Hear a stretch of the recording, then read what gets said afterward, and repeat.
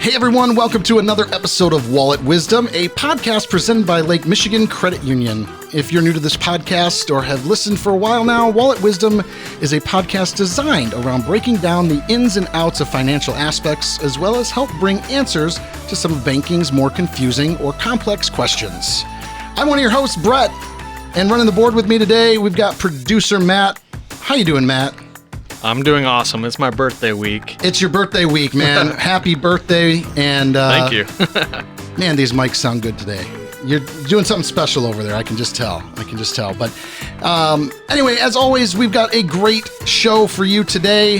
The very fun and multi-talented Joe Batt-Capps is here on the show today to help us kind of pick up where we left off from our last episode by helping us dive a little bit deeper into debt management and how we can find some additional strategies to help us with that. Welcome to the show, Joe. How are you? I'm good. Thanks for having me. Absolutely. It's always great to continue to help listeners with their financial freedoms, and debt is one of those big topics, especially coming out of 2020 for so many with the pandemic, but as well as just coming out of the end of a new year or an end of a year and into a new year, debts kind of can stack up. And now we're looking at our pocketbooks thinking, what do I do next? And how do I get out of this? Yeah. Where did it all go?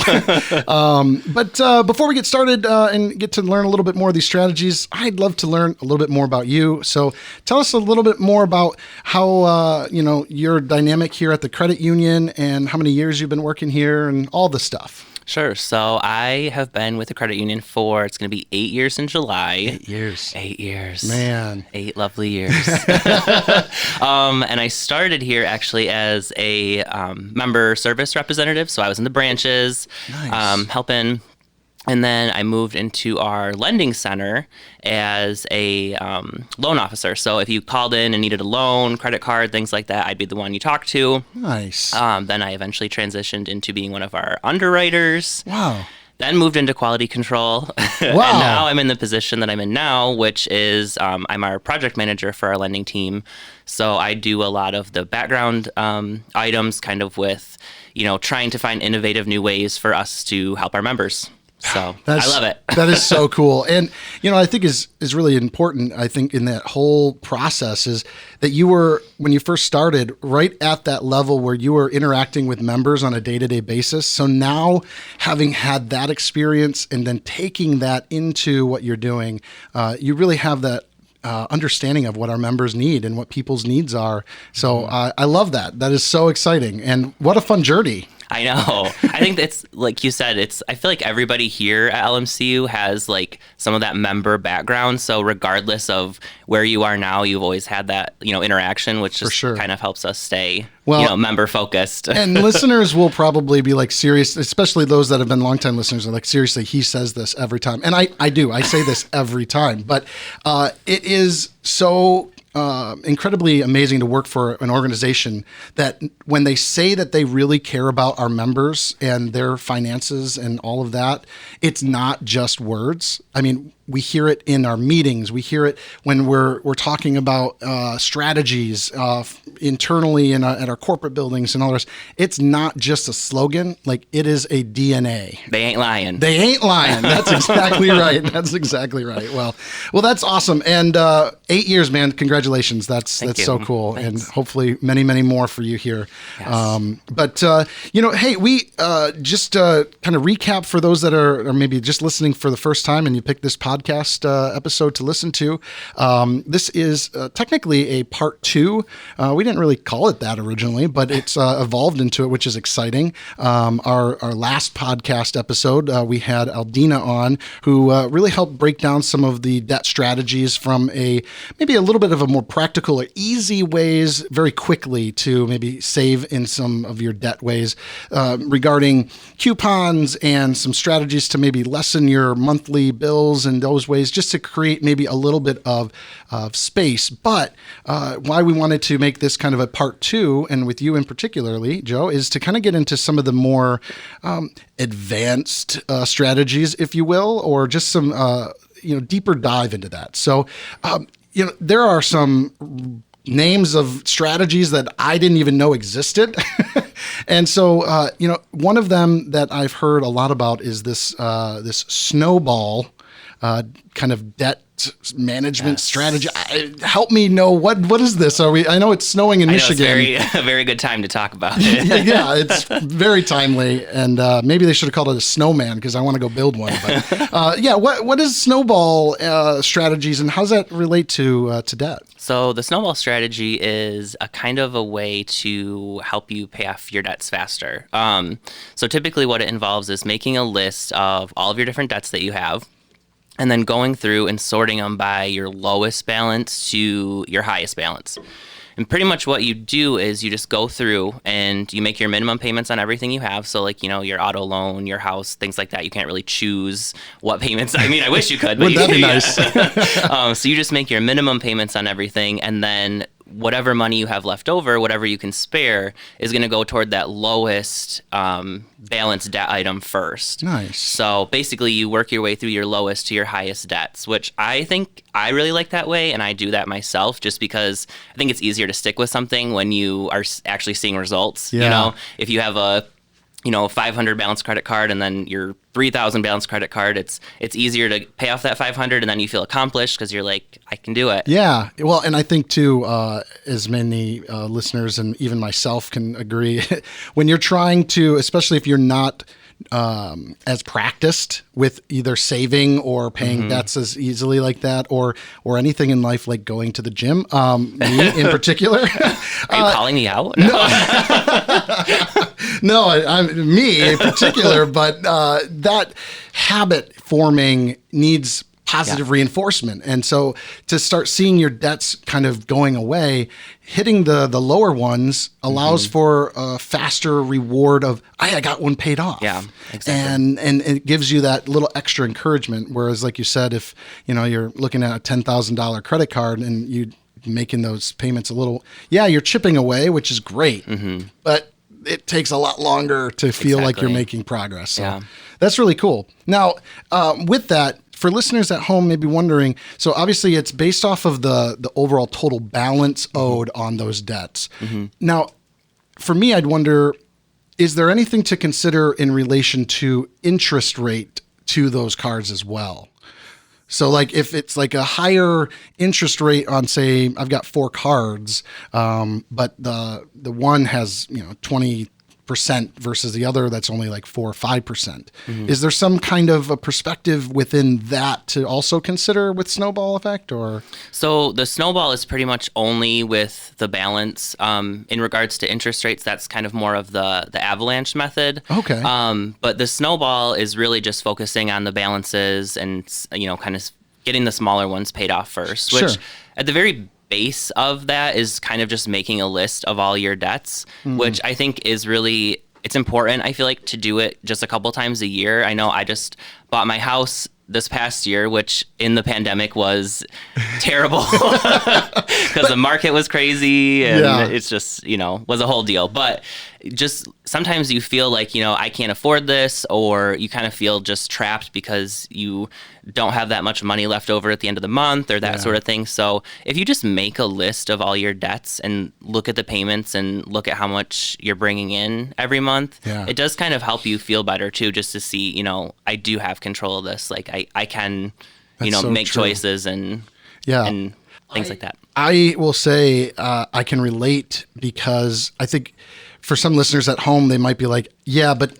making that list means I have to then fully come to the realization, and that's scary. But I know that feeling, because in the midst of the early part of 2020 in the pandemic, we all had a lot of time on our hands. But I kept noticing, month after month, there was so much less money than I realized, or man, I'm struggling to make some of these payments. And that went on for so long that it just became normal until I finally realized like, why though? And if you don't put that list together, and finally we went through our budget, we put everything down on paper, we laid it all out, and it was like, oh, well, that's why. Right. What we're taking in and what needs to go out is got a little bit of a pretty tight threshold. Right. But then that was, again, for listeners, as scary as that may be, and have to admit that, you can learn how to strategize better ways to say, okay, this is what I need to do. I need to find a way to open up an extra $100 somewhere. Either I need to knock some things away so I can make that gap closer, or a little more wiggle room. But yeah, that's really cool. So I heard you say something about an avalanche. We're sticking on the snow theme here. Always snow. Yeah. So from snowball, and I guess that makes sense. You're starting small, like a little snowball rolling down a hill, very melodically, and then little by little, it's bigger and bigger. Very quickly into an avalanche. Right. But before we jump to that avalanche that you mentioned, there was one other thought or question I wanted to ask you about. So with that snowball, obviously, as you start to, get rid of those smaller debts, and you're now little by little stepping up, what kind of impact can that do? I mean, we've had a podcast episode about your credit scores. As you're starting to create some space by paying off those debts, what kind of effect can maybe listeners begin to see in maybe their credit score, or just in general, as like little bits of that debt start to go away? Yeah. So I mean, with the snowball, I'm assuming named that way because the snowball, starts very small when you are rolling it, but then as it gets bigger, it's, gets bigger much quicker. So with that extra money that, if you pay off your $500 credit card and you have that $3,001 left, then you have that money that you were putting toward the minimum payment of that $500 that then goes to the $3,000 and so on. Sure. So things are shrinking much faster toward the end of the snowball method. But as you free up your revolving credit, your credit cards, if you have a home equity loan, things like that, your credit score is going to go up too. Sure. So credit scores are pretty heavily impacted by how much you have on your revolving credit. So revolving credit's just things like your credit cards, open-ended credit where you can, keep using it. So a credit card, a home equity loan, a line of credit, things like that. So as those go down, you will see your credit score go up, which is a good thing. That's a great thing. Yeah. You can get better rates and on different products that way with your credit score being better and eligible for, some of those, extra savings and interest rates if you need a new car or you need something like that. So, I can say that that the snowball effect has worked for me, and I did notice my credit score go up because I had more available credit. Yeah. And that's kind of that was interesting because I didn't really know that beforehand. About your available credit, and I think that's pretty important to know. And I bet you that feels pretty darn good when you start seeing that opening up and you've got more and more available credit and you're seeing your credit score go up. So that's really cool. It's a relief, that's for sure. A relief. I like that for sure. Well, and what you said, I think makes perfect sense in how, when you first are getting started, you're still making those minimum payments on everything. But as you knock a card out, as long as you're not, that's where, listeners will have to also work on finding healthy habits to not put that debt back in into the mix. That's but the hard part. If you but if you start to release that and you don't have anything on that card, now the minimum you're paying for that card, now you can make towards the next card up on top of what you were going to put aside, and then that goes away. Now that amount, now it all starts to compound. So by the time you do get to that high level, or maybe that highest amount that you owe, you've got all this extra latitude that you've been spending that's not there anymore, and you're knocking that out quick. Right. So $10,000 doesn't feel so bad because now all of a sudden you've got room to pay $500 every month towards it. And you're like, whoa, that's going to be off my plate. Where'd that go? Yeah, exactly. So that's really awesome. So shifting gears, you mentioned this avalanche idea, strategy. So obviously it sounds like a little bit different than snowball. Can you help listeners understand what that kind of approach looks like? Yeah. So the avalanche method is pretty similar. Just instead of sorting from, lowest to highest balances, you're sorting from highest to lowest interest rates. So then you're focusing on your highest interest rate items first. Sure. And then going down to your lowest interest rate. Just, the logic being that if you're just making your minimum payments and the interest rate's not that high, it's not going to impact you as much as, your 26% store credit card that that every month you get like I didn't spend $100 there. Oh no, that's just the interest. Surprise. Yeah. No, so I jumped the gun then when I asked you about, the snowball. So yes, don't rush me. I'm sorry. So what could be for listeners, a benefit in doing it that way? Obviously, with the interest rates in some accounts being higher or lower, what would maybe push someone to want to go that approach than maybe the snowball approach? So that one's really going to be best if you are just looking at items where there's quite a big difference between your interest rates. Like here at LMCU, we have really good rates on our cards, but maybe you have a card somewhere else, which, like I said, store cards are notoriously high or notorious for having high interest rates. So maybe you just have those two things. It might be more beneficial to focus on the higher interest rate. For sure. But if everything's kind of just, similarly, rates are similar. Yeah. I personally think the snowball method is better just because you have that, satisfaction of seeing things get paid off sooner. And really, it's if you're doing the snowball method, you're having that extra money that would normally be going to those lower balance things that you're then putting toward that, which is the same in avalanche. So I mean, they're quite similar.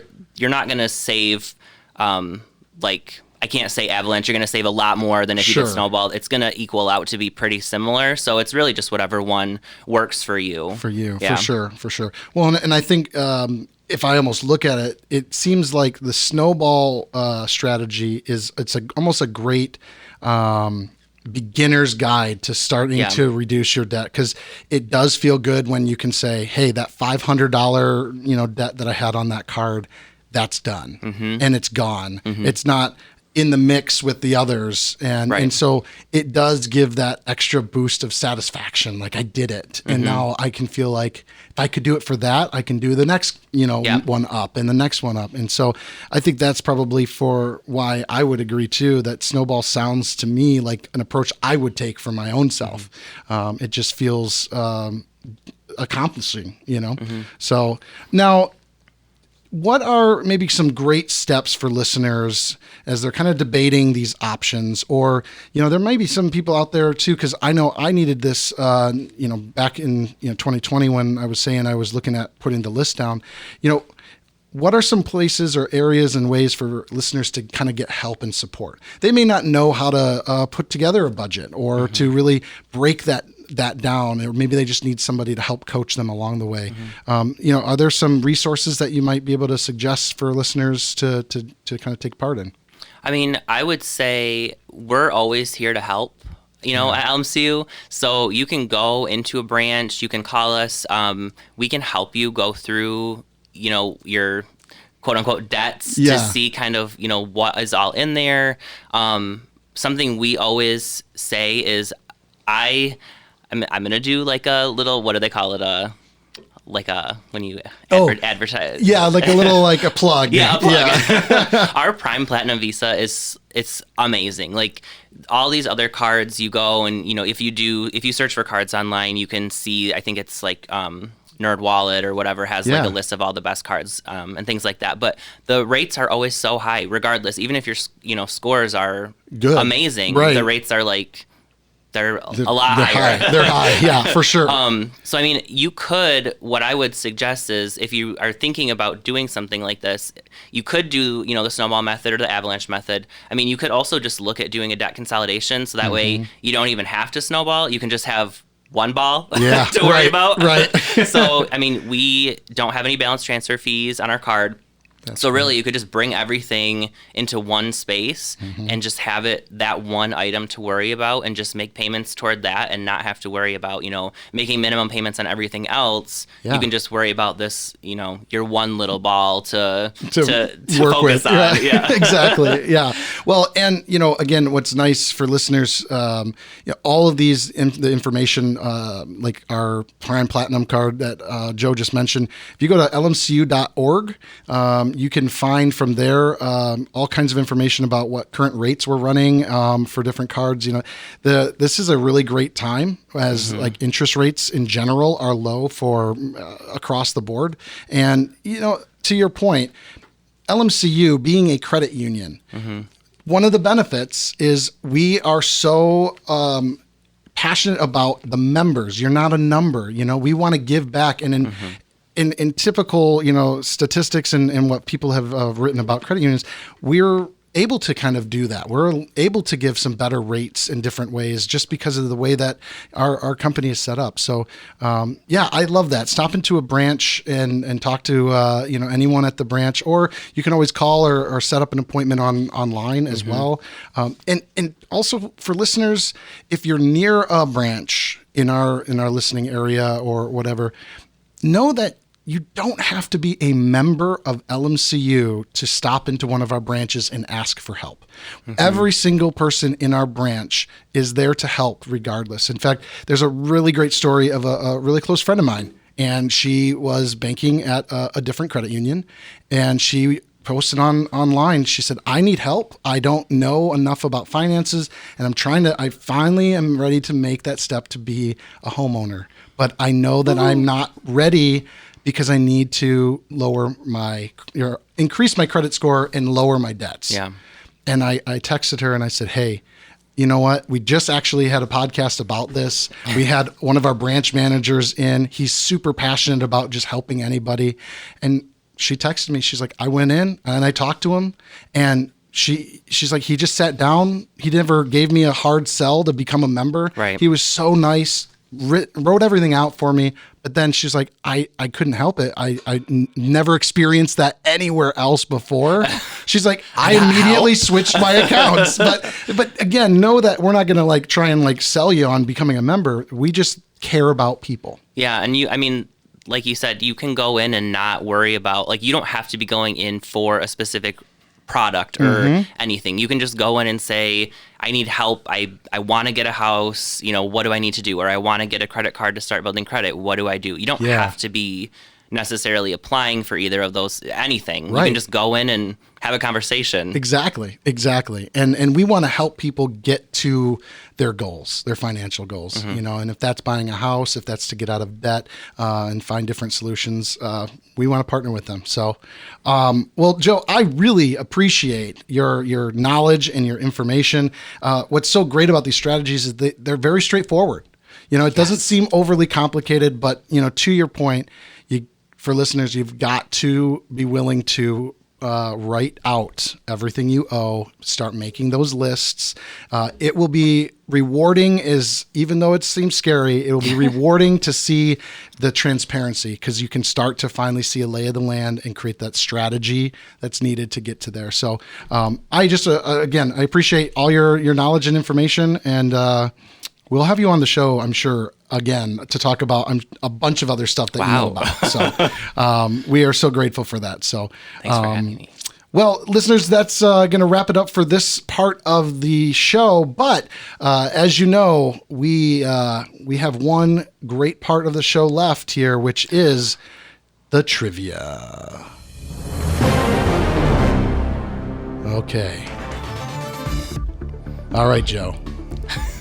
My anxiety's through the roof right now. I mean, everything in our last conversation was it felt so smooth and fun. Now it's getting serious, right? I'm terrified. Yes. So just to give you a quick recap of the rules and how this game show is played, and for listeners at home as well to kind of know, we are going to have a race to 3 on how many questions, and we are going to buzz in with our names. So actually, Matt is going to give the questions during the show, and you and I are going to go head and head. Oh my gosh. Yeah. I'm your competition today. It'll be pretty easy. I've been studying a lot, and I'm sure it's not going to help. No. But we will both be asked the same question at the same time. As soon as Matt finishes the question, we are both open to buzz in, and we use our voice, or excuse me, our name as our buzz in. So you don't just go bzz? Yeah, you don't have to. Oh, okay. Yeah. It's not a bad idea. Yeah, let's look into that next time. But then you'll have a chance to answer the question. If you get it wrong, there is a steal option. So the opposite person is able to steal if they know the answer, and first to 3 wins. If we're in a tie, we've got a tiebreaker, and we'll go from there. Lastly, the winner, if you win, Joe, $50 will be able to be given to one of the nonprofits that LMCU supports. You'll get to pick which one you'd like as well. And now, however, if I win, That You take $50 from me? That $50, I'm robbing it from everybody. I'm putting it right in my pocket. No. I actually, if I win, if the show wins, we actually will put it into a pool for the next podcast episode, and that guest will have a chance to then win $100 for that nonprofit. Yeah.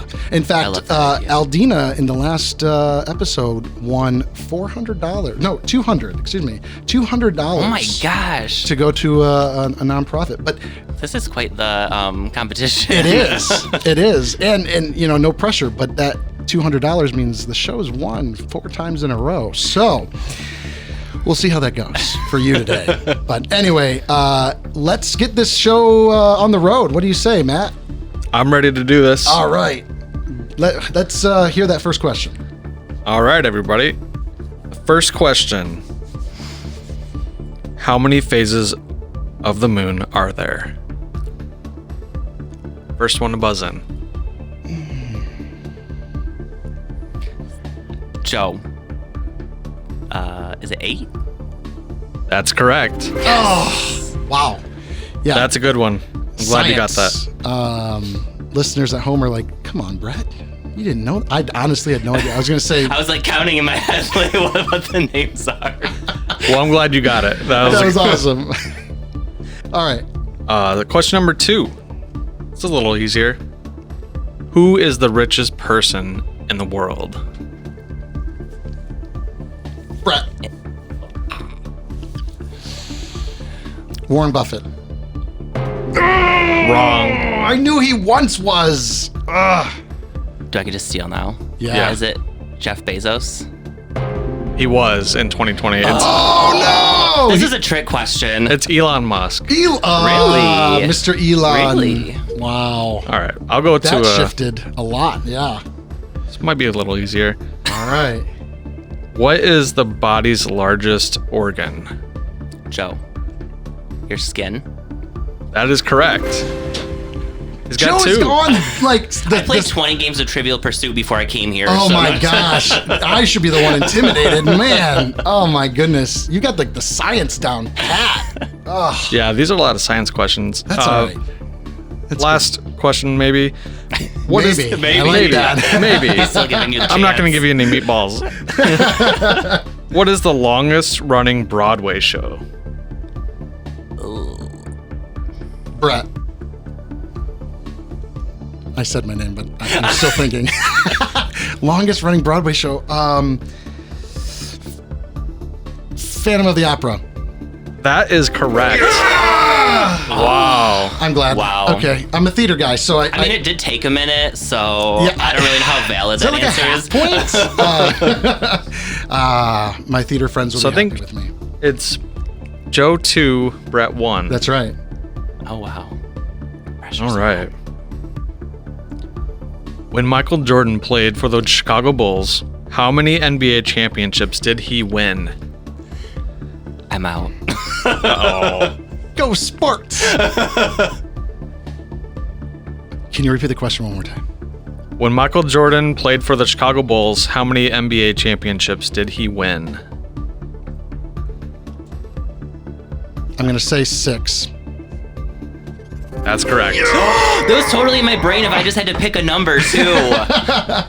I was thinking maybe it was 4, and then I was like, no, I think he yeah, because he came back and he won a couple, I think, after he went to the, play baseball and all that. So anyway. His other ventures. Yes. That's right. All right, this is it. This is for all the marbles. It's the rubber match. This is it. The rubber match question.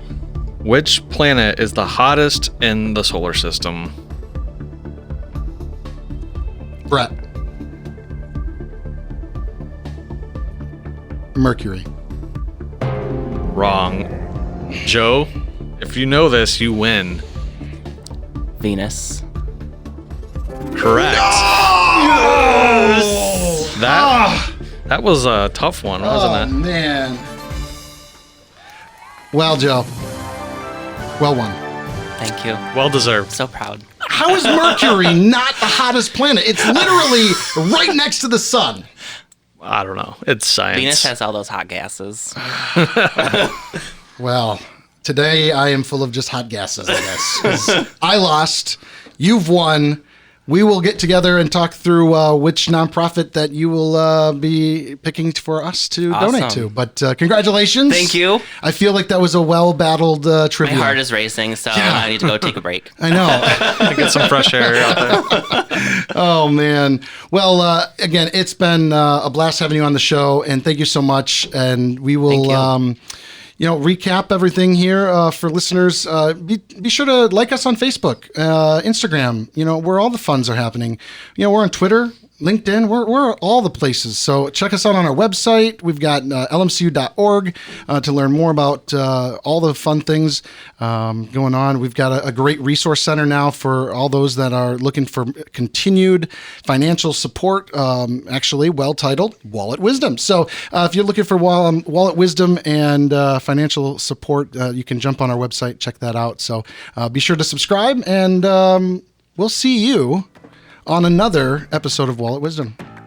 Thanks for listening. The information provided in this podcast by Lake Michigan Credit Union is general education or marketing in nature and is not intended to be accounting, legal, tax, investment, financial, or other advice. Statements of individuals are their own, not LMCU's. All topics discussed are information of a general nature and do not address the circumstances of any particular individual or entity. Consult an appropriate professional concerning your specific situation. As of the date of publishing and any future date this podcast is broadcast, all rates, fees, payments, or other specific figures discussed are subject to change and are dependent upon your specific financial situation. All loan products discussed are subject to credit and collateral approval. You alone assume the sole responsibility of evaluating the merits and risks associated with the use of any information or other content in the podcast before making any decisions based on such information or other content. In exchange for listening to the podcast, you agree not to hold LMCU, its affiliates, or any third-party service providers liable for any possible claim for damages arising from any decision you make based on information or other content made available to you through the podcast. For more information on any of the content discussed in this podcast, please visit lmcu.org.